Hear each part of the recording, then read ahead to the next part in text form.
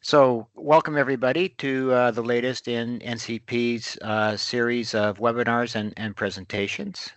Today, I am very happy to have with me Kevin Frankowski and Jordan Lehmann from Ox and Plow Agriculture, and our topic today is going to be farmland as an investment class. But before we start, I would just like to remind everybody that this is not a recommendation for sale. We don't know your personal circumstances, if any particular investment would be appropriate. This is for information purposes only, and if we crack a few jokes, a bit of entertainment along the way. So, with that out of the way, Kevin, why should investors pay attention to farmland? Well, Ross, I think it's actually quite straightforward. Everybody likes to eat.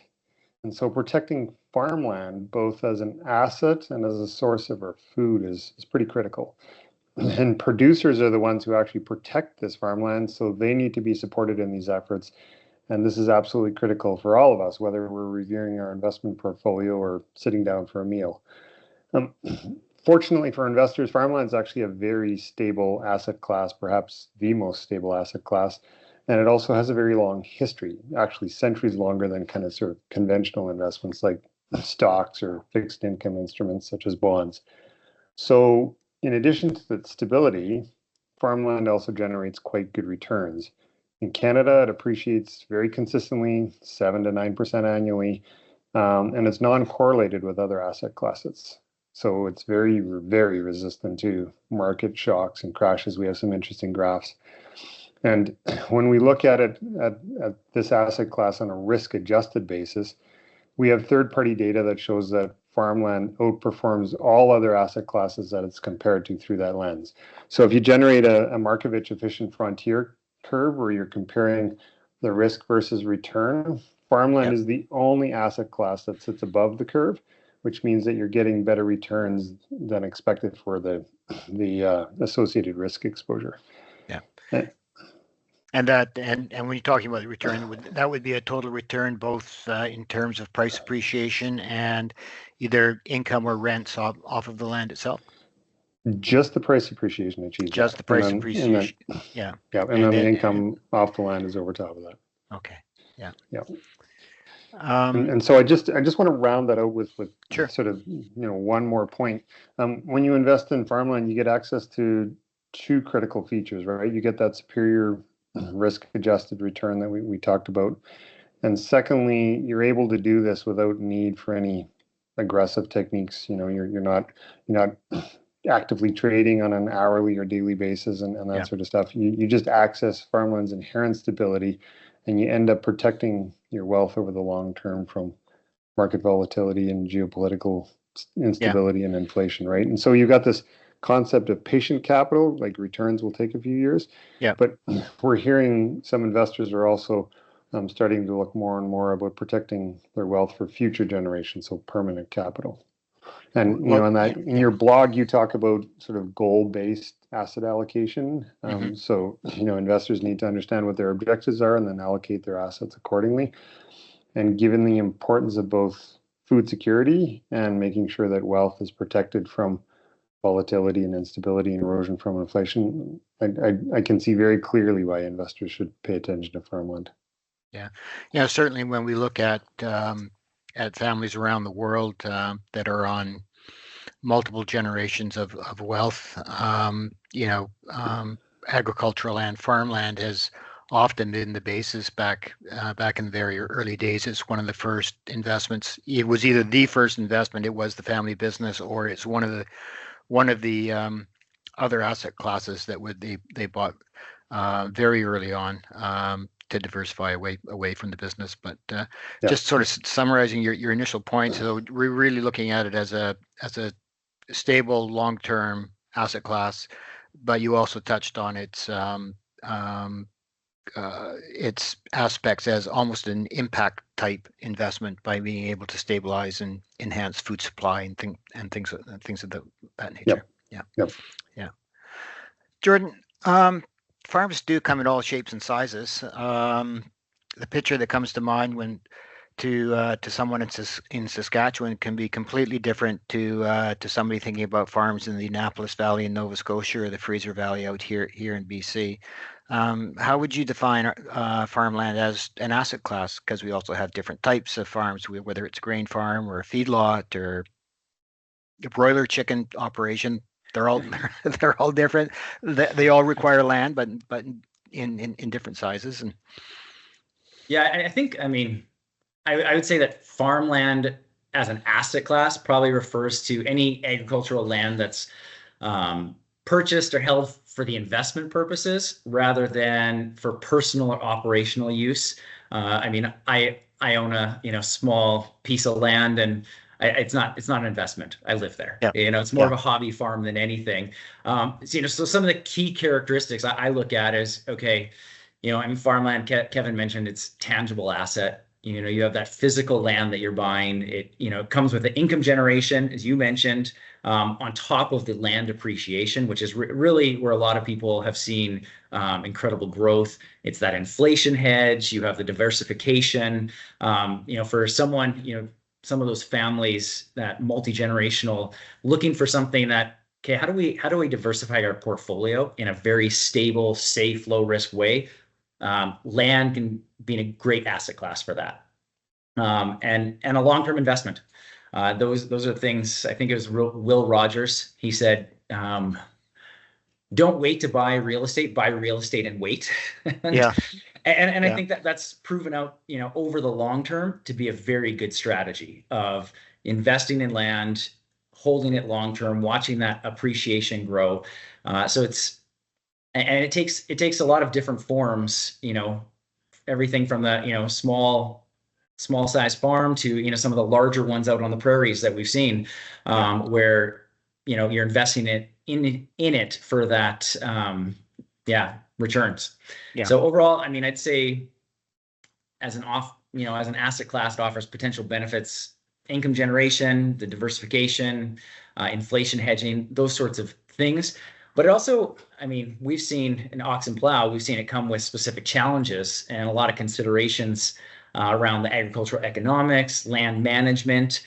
And so when you're looking at it, it can be very challenging to determine, what's the right farmland to invest in, especially if you don't come from a farming background. How do you manage it appropriately? I mean, the quality of the soil, that really matters. The people who are running the operation, who are stewarding that land, the operators. So sometimes, I mean, taking that DIY approach of I'm just going to buy some land may not yeah, be the best, way to diversify your portfolio. But going through, farmland fund, such as Ox and Plow or other ones to avoid some of those risks you can get the added benefit and still have that diversification. yeah. You're absolutely right. And many years ago, decades ago, I'm somewhat chagrined to say, I had my own farm and know that if you don't have the right soil for the right crops or the right livestock, and of course the right weather, which changes from day to day, it's not going to work and it won't be as good an investment. And it's matching those things up, which is kind of a segue. And Kevin, I'll put this one to you. In our discussion today, we're going to concentrate more on farmland as an asset class as opposed to the operational side of a farm. Ultimately, though, it's the success of the operations that bring value to the underlying land. Can you walk our audience through the fundamental factors that affect the farming operation, such as markets, inputs, what the risks are? I mean, some I think we inherently know, such as weather and climate and things like that. But there's a lot more that goes into the mix, and it varies from the type between the different types of farms and farmland as well. But there will be commonalities. Yeah, sure. I can talk to that. But before I do, I just wanted to adjust one point that you made. And Jordan kind of mentioned it a minute ago. From our perspective, soil quality is actually the most important factor driving the value of farmland. Yes, good operations are important, and the right practice can restore soil quality, or vice versa. Yeah, But operational practices can be changed much more easily and quickly than soil can be rebuilt. So I just wanted to highlight yeah, that for the yeah, audience. And then with regards to farming operations themselves, as you mentioned, there's a huge range. Agriculture is very complex, like more complex than other industries I've worked in. And so drawing generalizations is always a bit risky. Someone in the audience is going to inevitably point out that I missed this aspect or didn't fully cover that aspect. And so the disclaimer in this description is this is just a high-level generalization. And every different aspect of the different types of farming or agriculture is going to have its nuances. But if we're staying really high level and general, it really all starts with understanding what the current dynamics of the market are, both for the inputs and the outputs, and then doing the best risk-based, price-informed decision-making that you can do. And it doesn't matter whether you're farming or ranching, this is the starting point, right? And so when you're thinking about your inputs, so that the major ones are fuel, fertilizer, and seed, or if you're a rancher, feed. And then you need to understand what those costs are, the availability, what it's going to look like this year versus next year. And then you need to select, if you're a farmer, you need to select what crop to grow, how much of it, and all that's driven by some fairly involved decision making. And then on the output side, you need to figure out how and where to sell it. For example, should you sell it using a forwards contract or some other form of hedging, or how much insurance, of what different kinds do you need? And so all of that needs to be penciled out and figured out before you even touch the actual implementation part, like getting the crops planted, protected, harvested, and safely delivered to market, right? Farming's a very multifaceted profession. Somebody once put together a list of every skill that a farmer needs to fulfill all their different tasks, and it was on one page, and there was this really, really small font, and it still filled the whole page, right? You're a market analyst, you're a project planner, you're a risk manager, you're a soil scientist, you're a heavy duty mechanic, you're an accountant, et cetera, et cetera, et cetera. And so, and I think that's the challenge. But luckily at Ox and Plow, we leave all of those aspects to our producer partners. Like, they're the experts in this. We carefully select who we partner with and who we develop the long-term relationships with.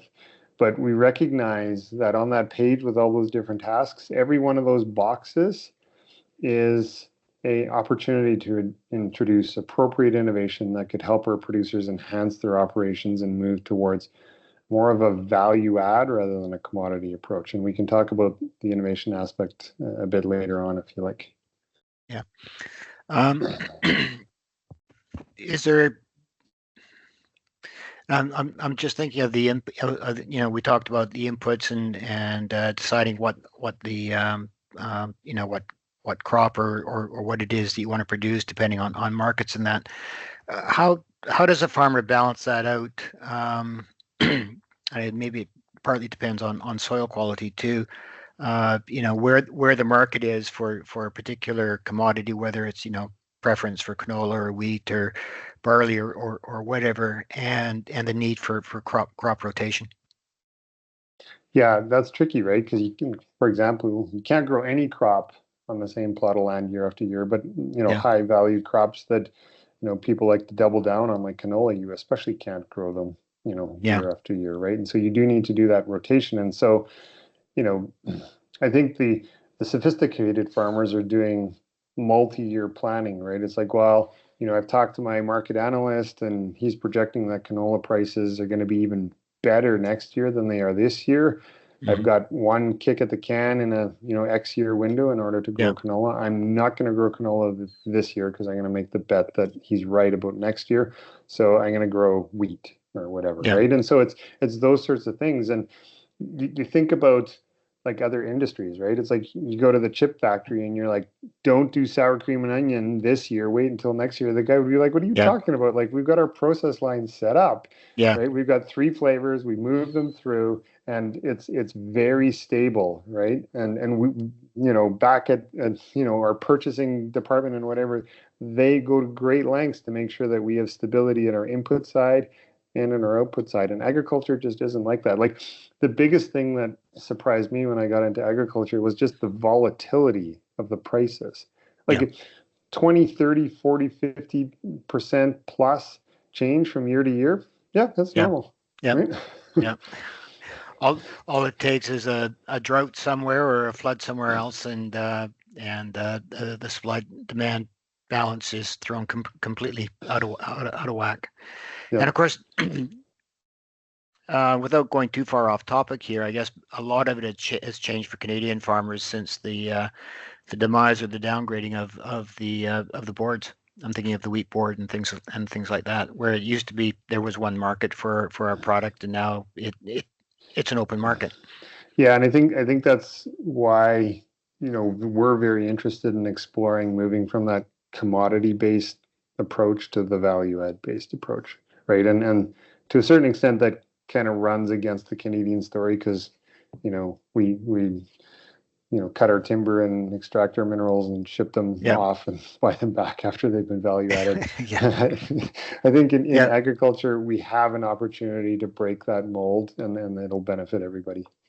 Yeah, certainly. I mean, just intuitively, and when we look at the productivity issues that we have in the country that we all read about, that just undertaking that next step of value add to both creates jobs but adds value to it, and in an imperfect world raises the productivity, both on a gross national level but also on a per capita basis as well. Yeah. And I think I would add to that, when we look at farming families, and what's going on with the different generations and everything that's happening, how do we create that long-term excitement and stability within the agricultural sector if we don't look at that value add, if we don't look at the opportunities around that, the innovation that's possible? We're going to get a lot of people that just get jaded, and they don't see the room for growth, they don't see the opportunities there, and we're going to be harming the sector overall. So we need to be looking, how do we invest into the future? How do we create those value adds within Canada that really grow our own economy? Yeah. Well, the green revolution's been going on for centuries, but it started off with simple things such as crop rotation or improved crop species, or crossbreeding of livestock, things like that. And but it does advance, better land and soil management through fertilizer and things such as that. I'm going to change up a little bit here and direct this one to you, Jordan. Most farms in Canada are owned directly by a family or family's corporations. Succession planning is an ongoing issue for most family-run operations. What does that look like from the inside, both from a financial and tax planning point of view, and one of family dynamics? And we have had some changes to the tax laws. There were some positive parts of it and some definite negative parts of it, and then there's the whole family dynamics piece that plays in as well. Yeah, and I mean, you're correct. There's been some changes, and I would say there's two big factors. Many of the producers that we're talking with, there's the succession planning in family-run farming operations. It involves, the financial, the tax planning side of it for sure. But then probably the largest factor for farmers and ranchers is the ability to answer that, what happens next, on the farm. And for a lot of families, that ambiguity can be destructive to the family dynamics, cause a lot of devastating harm because they just don't know. And it just keeps the can, they keep kicking the can down the road, and no one wants to talk about it. No one wants to talk about what's next. How's this going to look? So I mean, to try and answer your question here, I'd say, on the financial and tax planning side, there's the basics. The kind of the key points would be, developing a comprehensive estate plan. We're very lucky at Ox and Plow. We have people, who've worked with producers for years talking about this stuff. But start talking about that early. Start working, having those family conversations, structuring the transfer of assets. How does that look? conducting a thorough valuation of the farm and the operation. What's the fair market value of the assets, liabilities? I mean, that's really crucial for tax planning, and distribution among the family members, especially when you have, maybe 3, 4 kids, multi-generational farms. You got to look at that.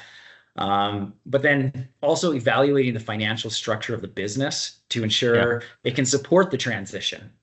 Because possibly, you're going to have to be restructuring debt, equity to facilitate the transfer of ownership. And then, the last kind of key element I would say would be insurance considerations. So reviewing, what policies are in place, life insurance, disability, and just to protect against that unforeseen, something happened to dad or mom or whatever. Yeah. But then, I mean, and probably the piece that Ox and Plow has been more involved with is the family dynamics, that side of things, because that's really one of the most challenging pieces there. There's all those basics that everyone, you can read a book on it. Yeah. But then when you get into the family component, and I think your audience would understand this really well, whether that's with a family business, whether that's just, dealing with how do we invest, how do we do this stuff? Communication is a huge component, being open and honest among the family members. About what's the future of this business, of the farm and the ranch? What are the roles and responsibilities, and expectations? That can be a big one around. Who's taking over? Brother Jim wants to go and work in the city, but Joe wants to stay on the farm. Yeah. Okay. That those are good pieces to know, and then. Once you've identified that, preparing, how do we prepare this? If it's Joe who's staying on the farm, how do we prepare? How do we talk about this openly? And addressing the challenge, I guess, of, there's fairness and equality. And, sometimes if the family wants to continue the farm, equality is not the right answer. That would make the operation financially unstable. You can't continue because, if the one sibling in the city is saying, well, I want half of everything. Well, now the farm's going to go under. So those are very difficult conversations to be having with a family. And conflicts are going to happen. So how do you anticipate that? How do you deal with, there's going to be 2 people butting heads and saying, well, I grew up, I was driving the tractor or the combine for years too. I deserve whatever. Mm-hmm. But that's where, having those conversations as early as possible, being very open, and then making sure that, the person, the people who are taking over, they have the right training. They know what that's going to look like. Because sometimes, I know in my family and some of my cousins, mom and dad have a certain way of doing things. They've always done it. They've always had all the control. They've ran the books, everything. Passing that down to the next generation, you may need some training. You may need some, some coaching or around some of that stuff. And I guess, the challenge in all this, Russ, is blending all of that together. And as I mentioned, we're fortunate at Ox and Plow. We have 2 of our co-founders. They spent the last 25, 30 years working with farmers and ranchers on how to navigate these issues. And so some of the suggestions, that they've talked about, quite a bit. And as we've had, we've sat down with farmers and ranchers, developing that shared vision early. Fred, one of the co-founders, said, it's not uncommon for him to be called into the hospital and they're trying to figure out in the hospital as the person's passing away. And he's like, unfortunately, that doesn't too late. Often, it's too late. It doesn't work well. No, it doesn't work well. And I think we also have to remember that farming is inherently a dangerous occupation. Yeah. So mom or dad or even the kids who are working the farm, stuff happens. It does. And it happens fast, and it can be devastating, whether it's a loss of life or a disability that prevents you from working. It happens, and it happens a lot in farming. It is inherently a dangerous undertaking. Well, and I think for people who don't know, the agricultural sector, don't know a lot of farming families, that's one of those things that's there, but we don't talk a lot about it. We don't want to bring that up because, a lot of people have that tragic story or they know someone who's gone through it. And then you start having these touchy conversations, and it becomes very difficult because, okay, we're talking about insurance, we're talking Yeah. about death, we're Yeah. talking about money, Yeah. all of these things that are kind of like social. Oh, Yeah. let's tiptoe around that. Yeah. And here you're saying, no, We need to. we hope this isn't for the next 20 years, Yeah. but let's, you should start talking about that now. And if it's going to involve, okay, we're going to have to sell off a couple sections of land so that we can make this transition nice and smooth. Let's get everyone on the same page. And sometimes, I mean, some farmers, some ranchers, they're too embarrassed to seek the advice of a financial planner or a tax advisor, because you're kind of opening your books and airing your dirty laundry type thing. Yeah. But really, those people are there to make sure everything's handled properly, everything's kind of all your T's are crossed, I's are dotted, and nothing's missed, so that when that time does come, it's a smooth transition. Yeah.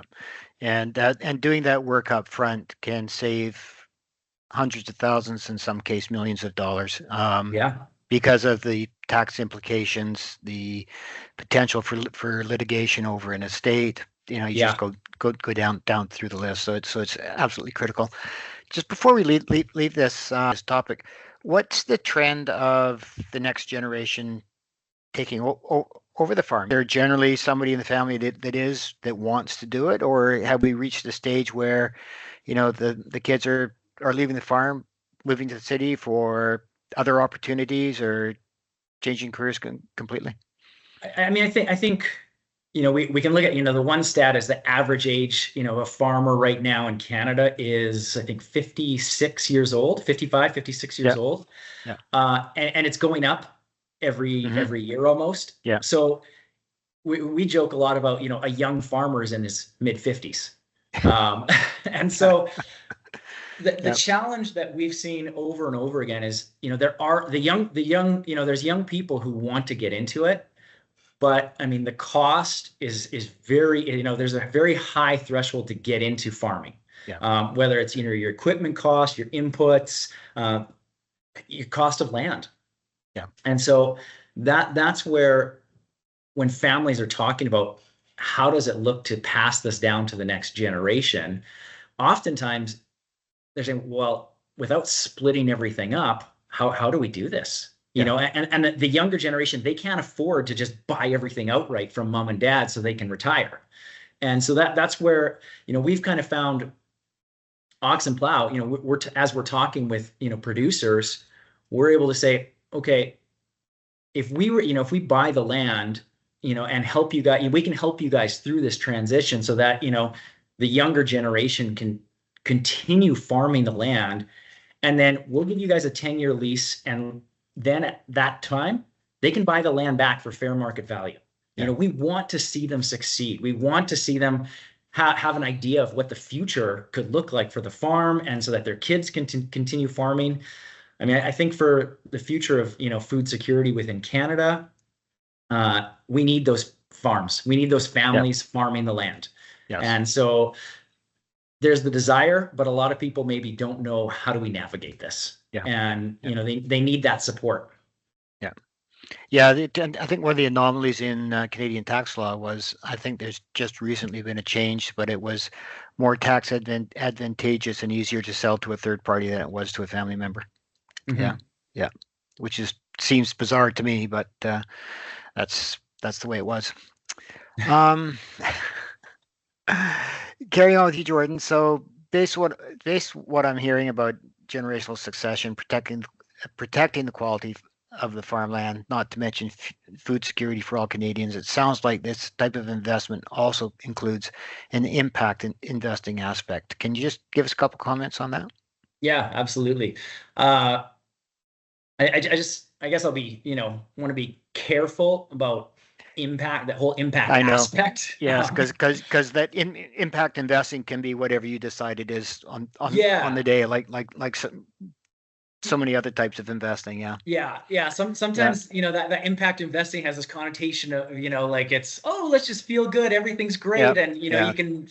But I would say when when it comes to, agricultural land, when it comes to what we're doing at Ox and Plow, there's definitely concrete outcomes. Yep. And I think for an impact investment, and we're not saying that this is necessarily an impact investing, but in this instance, I think there's absolutely a case for it. Yeah. So I mean, investing in family farms, the benefits that comes from that, that it generates for rural communities, the quality of our food, the long-term benefits for everyone in Canada, really, it's quite tangible, and it can be planned, it can be measured. So yeah, I would say, I want to be careful around the impact aspect, but definitely this is something that I would say there's a big impact that comes from it. And so when we talk to investors, we're looking at, okay, what's your goals, when you're looking at asset allocation, and are you doing that well? Yeah. What's the outcomes that you want to create? If you're creating a positive impact, those are part of your goals. I can't think of a more concrete, effective way to achieve this than through farmland investment, just long term. So for Ox and Plow, we focus on the social, the environmental aspects of creating impact.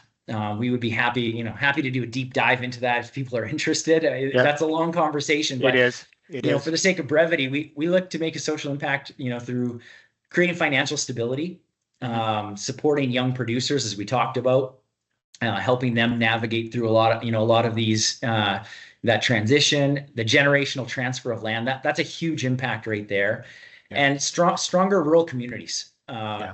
If the farm is doing well, we know that rural communities thrive.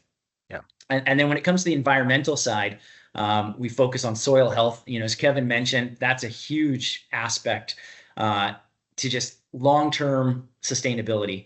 We look at water management, regenerative agriculture, and then increasing the adoption of best practices. And that's, really one of our focuses has been on innovation. And how do we get producers adopting those best practices that can really help them with, the financial stability, with supporting the young producers, all of those aspects kind of work together to create a larger impact.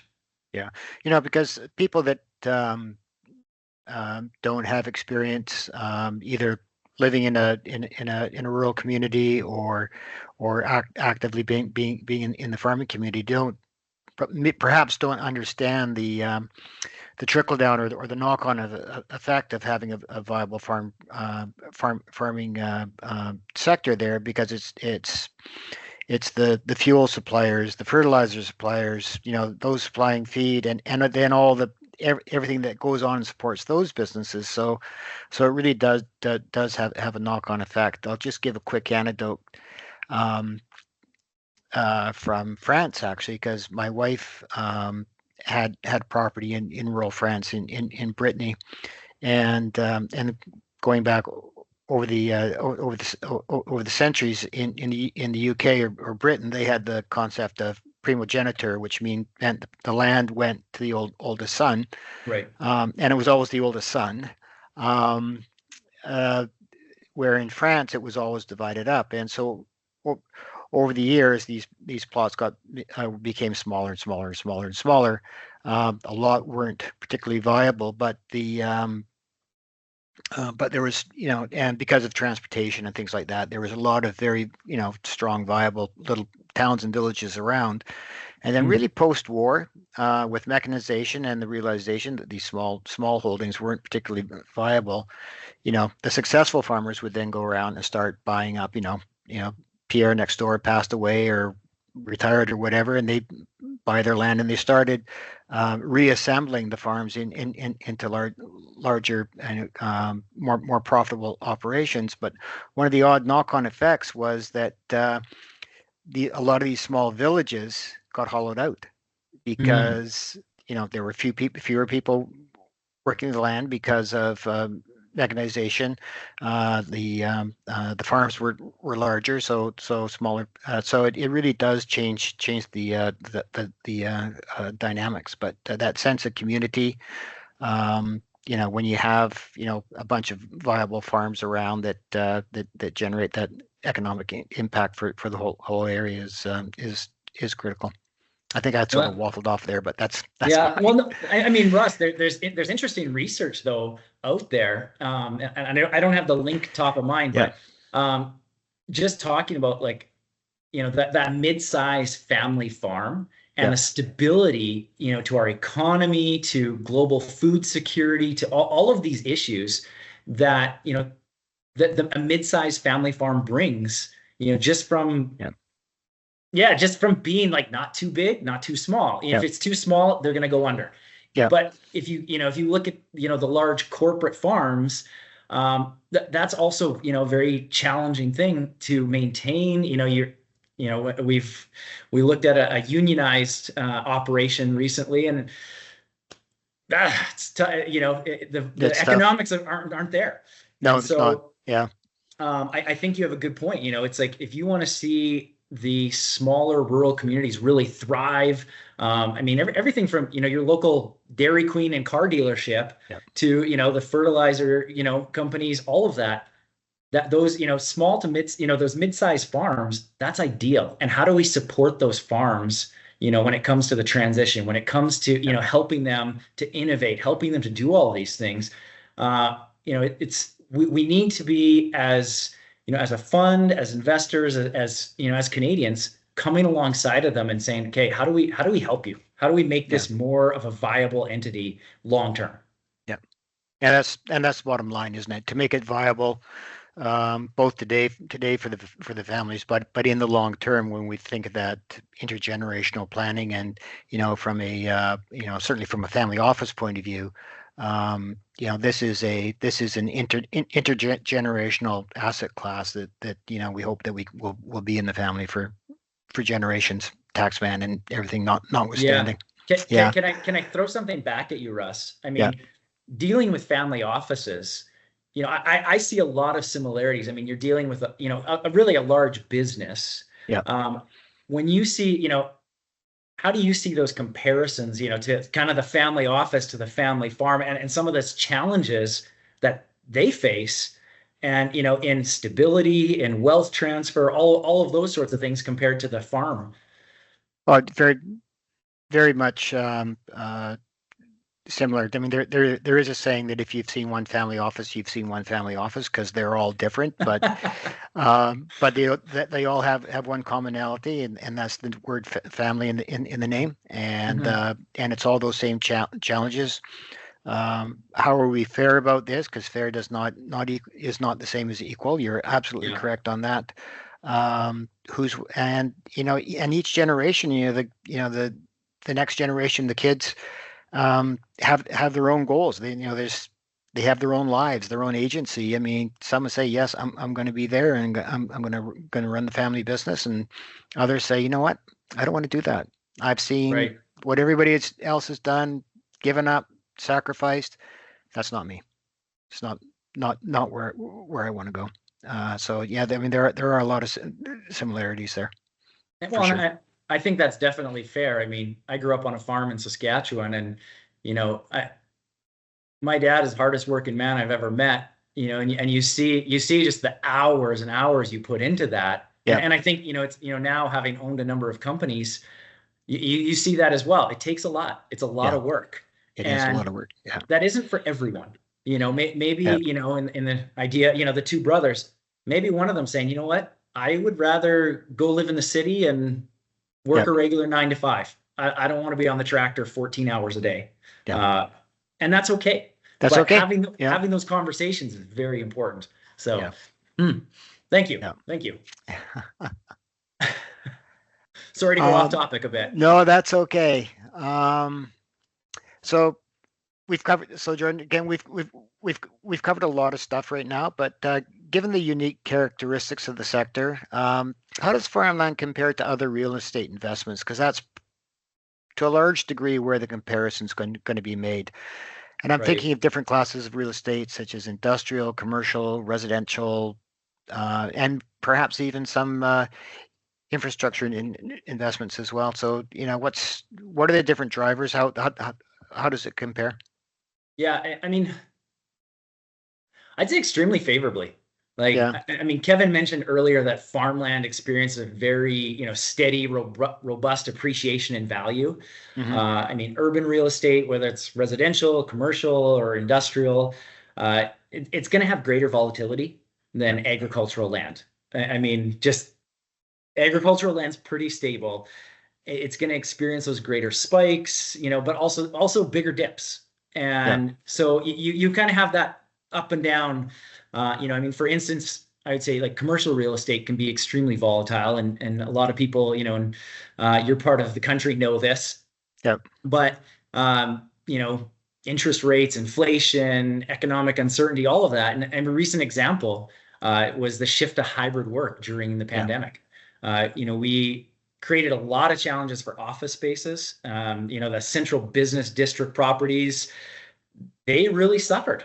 Yeah. And so you see that volatility. There's commercial real estate, compound annual growth fluctuated a lot. I think currently it's sitting around 7.5%.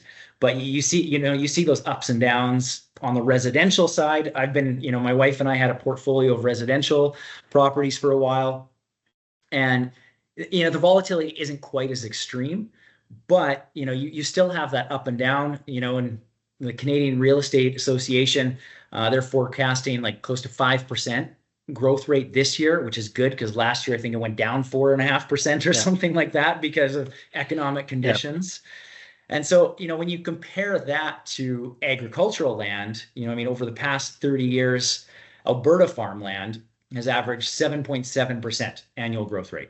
Yeah. Which, that's a pretty incredible, piece in 2023. Yeah. Last year, when the residential commercial real estate was in a slump, agricultural land steadily increased. I think average across Canada was 11.5%. And then the year before that, it was 12.8%. So, I mean, it's very stable. It's, you look at a graph and it's just steady, keeps going. You have a little bit of fluctuation, but very limited. And then, for us, our unique model at Ox and Plow, we also tap into that, low risk annual income through cash rent, leases with producers. Yeah. And so that creates even more stability. I mean, if a lot of farmers, or ranchers, that they do not miss those lease payments. They're very timely. They are. So absolutely. Yeah. So Yeah. I think that's,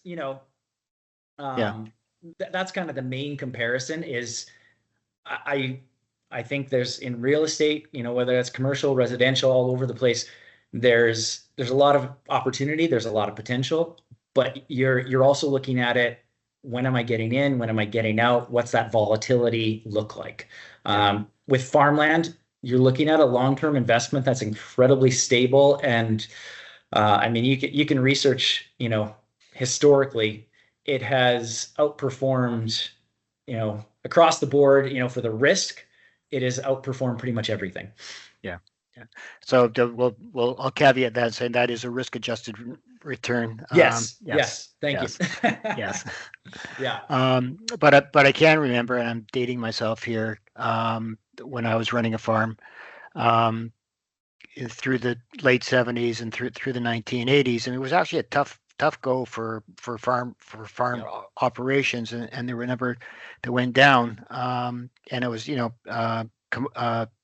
volatility in commodity prices, rising input costs, especially for fuel and fertilizers.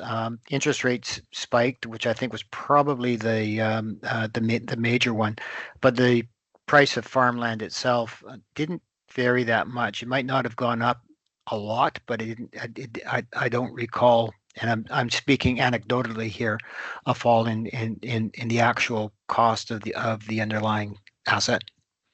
Yeah.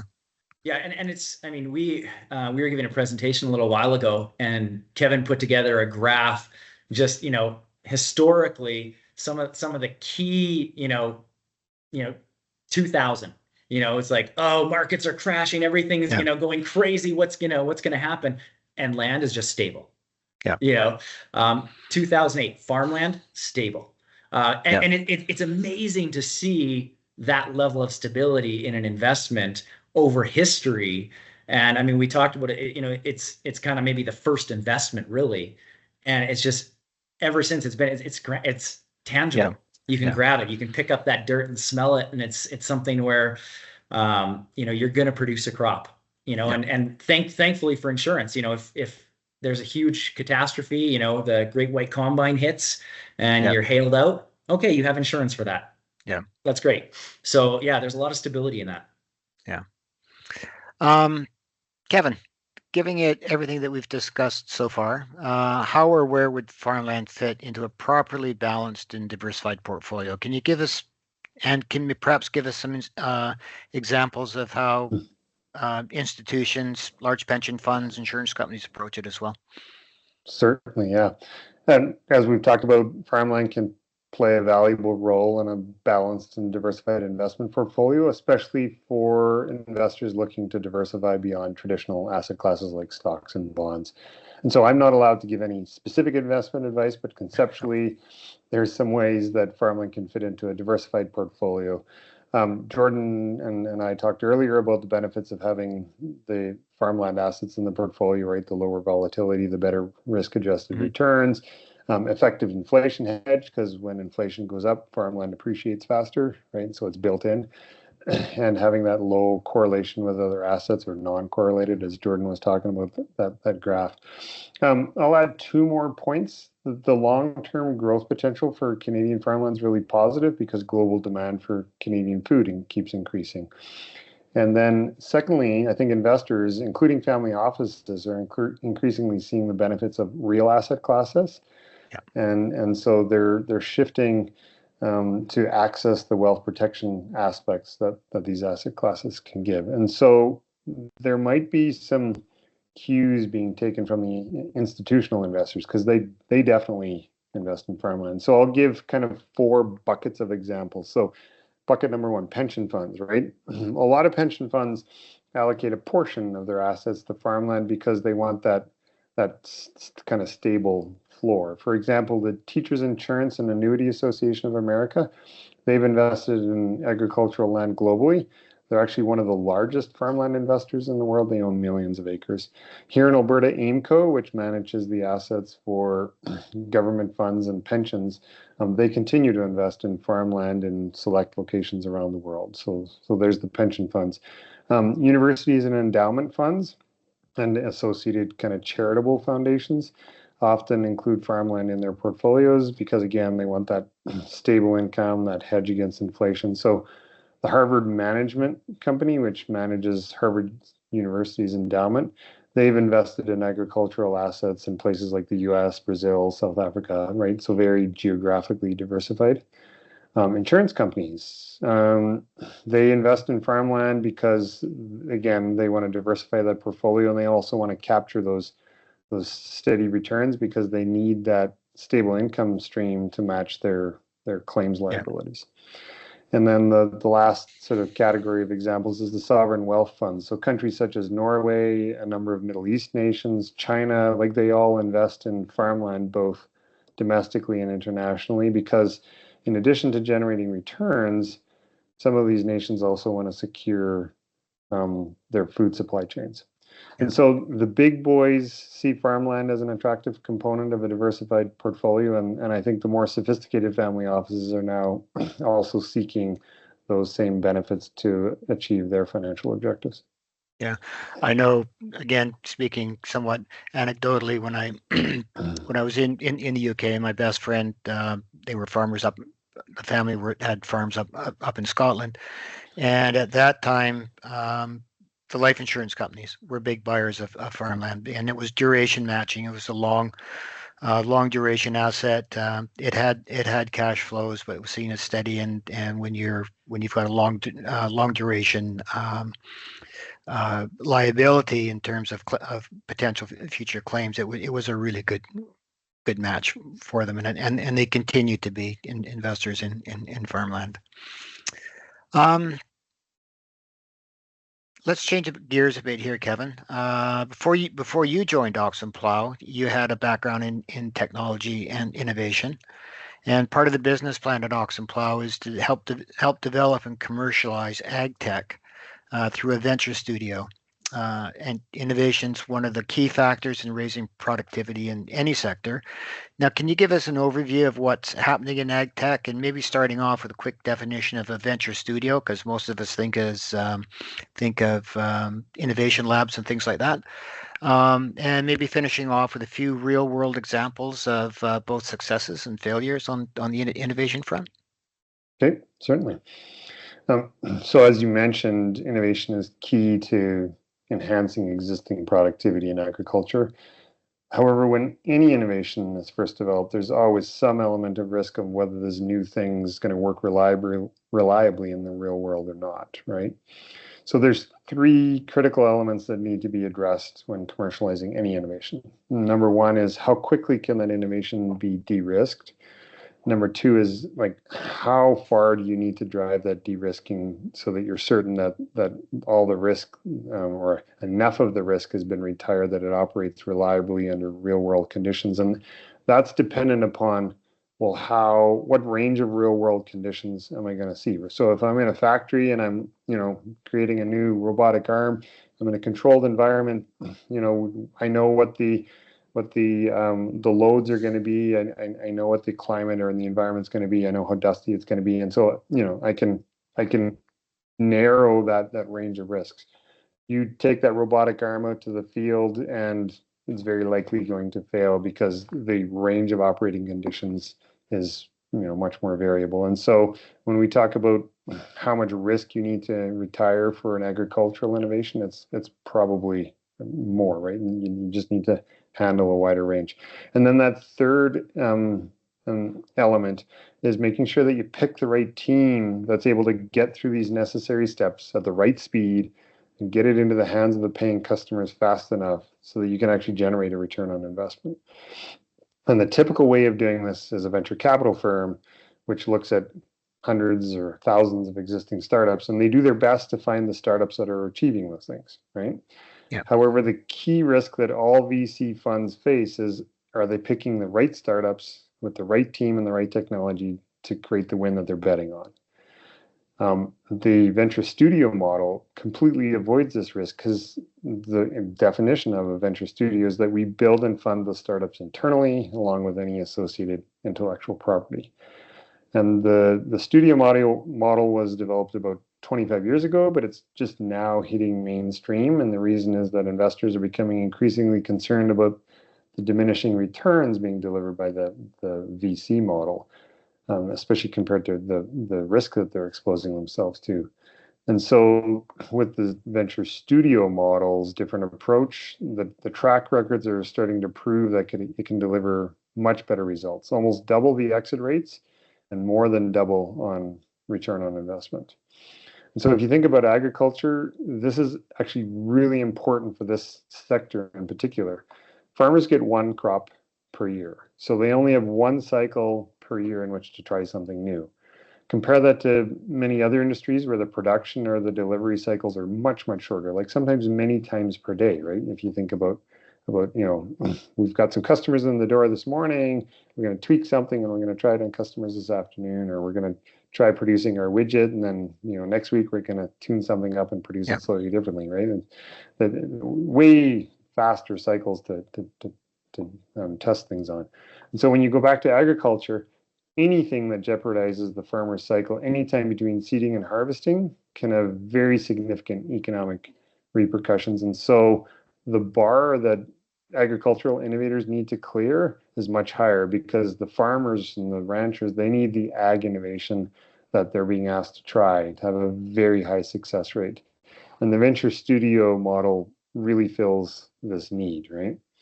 So just for some, what are the types of innovation that are currently emerging in agriculture? There's kind of three significant areas. So higher efficiencies, and we talked earlier about farms getting larger and larger and chasing that kind of commodity model. And I think we're starting to see at least the beginnings of things turning back, where yes, we can chase higher efficiencies, but it doesn't necessarily need to be this gigantic corporate farm that produces monocultures of corn or whatever, right? And so I think we now have the technology and the understanding and the appreciation of when you define efficiency in a more sort of multifaceted and nuanced or sophisticated way. It's not just the cheapest corn I can produce. I now also need to improve soil quality. I need to, protect the environment, and people want, whatever, better food traceability and stuff like this. And so the better efficiency or higher efficiency conversation becomes more multifaceted. And at the same time, consumers in the marketplace are demanding lower footprints and improved sustainability. So, less fuel in, less carbon footprint, and better water management and that sort of stuff. And farmers take that stuff seriously. It's not necessarily easy to do, especially when you only have that one cycle per year. You can't make 52 changes in a year, right? But the third area that's really helping this is that the better use of data, including using AI to crunch all the numbers. Like, there's a lot of data that's already being collected, but turning that data into insights that can be used by the farmer, in as close to real time as possible, I think is a real area where we're going to see a lot of things. And so we have a large range of innovations that's very exciting, but sifting the wheat from the chaff is going to become increasingly important as the pace of innovation development accelerates. We've seen examples of, I don't want to pick on sort of the pure tech developers, the whiz kids, but there's so much kind of widgety stuff that's being developed, right? We've got an app for that, we've got a drone for that, and I think that a lot of the sort of oopses or failures or lessons learned has because there hasn't been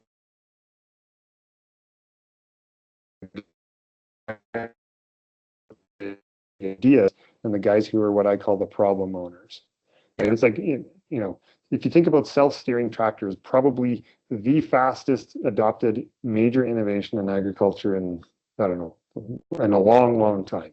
Well, why? Why that? And not some of these other things that seem just as widgety, GPS, blah blah blah. Let me tell you, for those of us who've tried to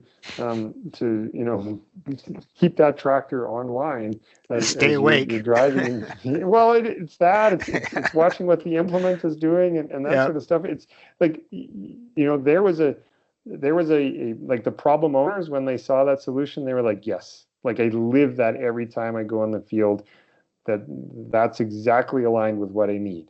Whereas, a drone, I don't know, reading ear tags, I don't need to read ear tags every day, right? Yeah. And how does it impact the actual herd and all that sort of stuff? And so I think that the key thing that kind of predicts whether something is going to be a success or a failure is how tight is that integration between the people who own that problem and who actually need to use the solution, and the guys who are developing the solution. And so you need that really tight relationship with the producers, right? The decades-long relationship that for example, we have with the producers, so you can have those open, honest conversations. And sometimes those conversations are just as reluctant as some of those conversations Jordan talked about with the succession planning. It's like, how's your farm doing? Great.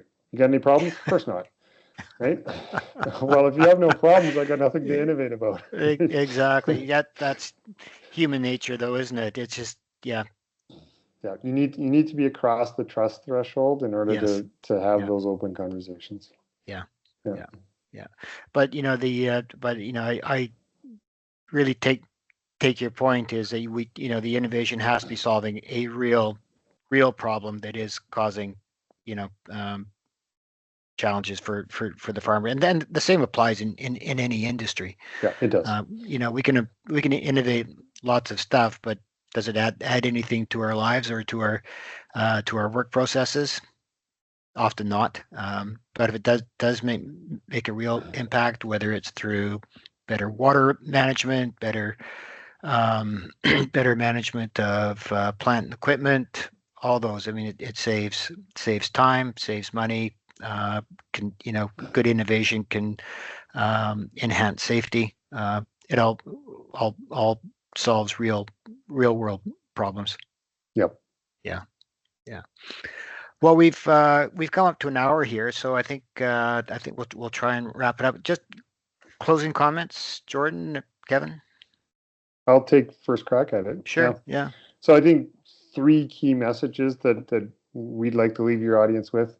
Number one, farmland's a very stable asset class, perhaps the most stable asset class, and investors should pay attention to it. Right, better risk-adjusted returns than any other, and can help protect wealth from market volatility, geopolitical instability, inflation. Right, those sorts of things.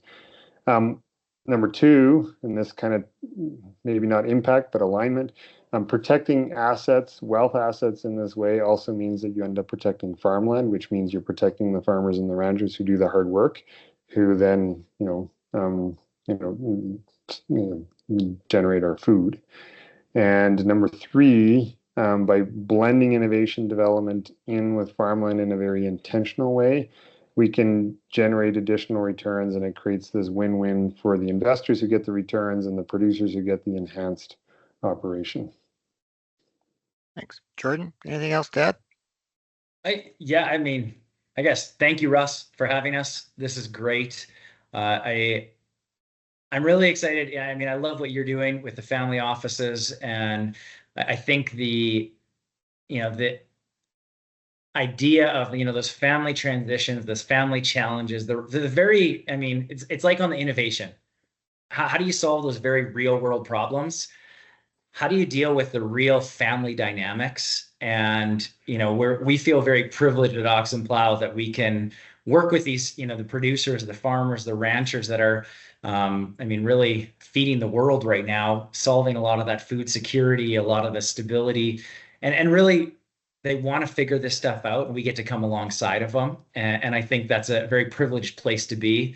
And so when I, talking with you in the past and, getting to know you a bit, hearing some of the challenges that the family offices go through as well. It's, I think there's a really cool overlap there of, understanding the challenges that people face. And so thank you for letting us come on and share about it. Yeah, no, my pleasure, and thanks to both of you for making the time to come on and do this with us. To our audience, if you want to find out more about Ox and Plow, the website is www.oxandplow.ca. Don't spell it the English way, Plough. Or our own website at NCP, where this will be posted up at www.ncpdfo.com. Thanks very much for joining us. Thanks again, Jordan, Kevin. Good luck with this, and look forward to continuing the conversations. Thanks a lot. Bye for now.